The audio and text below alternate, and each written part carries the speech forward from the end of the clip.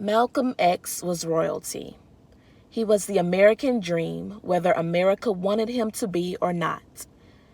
Born Malcolm Little, Malcolm X overcame drug addiction and a life of crime to become one of the country's foremost civil rights leaders and champions of Black pride in the 20th century. Malcolm X converted to Islam while serving a 6-year prison sentence for burglary in Massachusetts. In just 2 years after his 1952 release from prison, he became a minister at Nation of Islam temples in Boston, Philadelphia, and New York. In 1957, Malcolm X founded the Nation of Islam newspaper, Muhammad Speaks.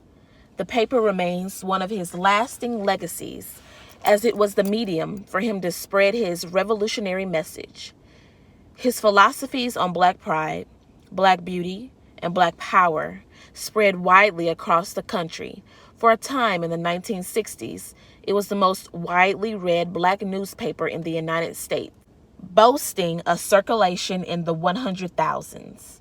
Malcolm X's theories became the blueprint for the Black Power movement in the 1960s and 70s.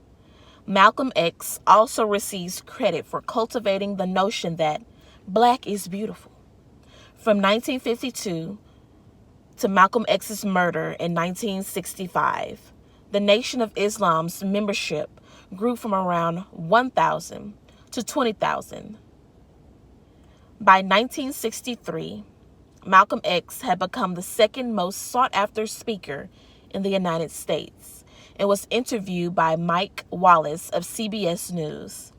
His Unity rally in that same year was one of the biggest civil rights gatherings at the time. His friendship with Muhammad Ali is one of the more storied relationships of the 1960s, as they set the world on fire with their beliefs and willingness to speak out. Malcolm X took a more diplomatic stance with regard to race relations after leaving the Nation of Islam in 1964. Previously, he had been known for segregationist views and acceptance of violence in the quest for equality. He began, though, to preach peaceful resistance, the benefits of integration and unity. However, his break from the Nation of Islam would be short-lived, as he was assassinated in New York City in 1965. He was 39.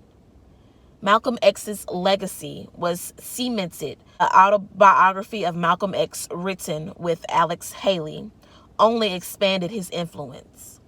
The paperback version of the book sold 400,000 copies in its first year and is essential reading for any American.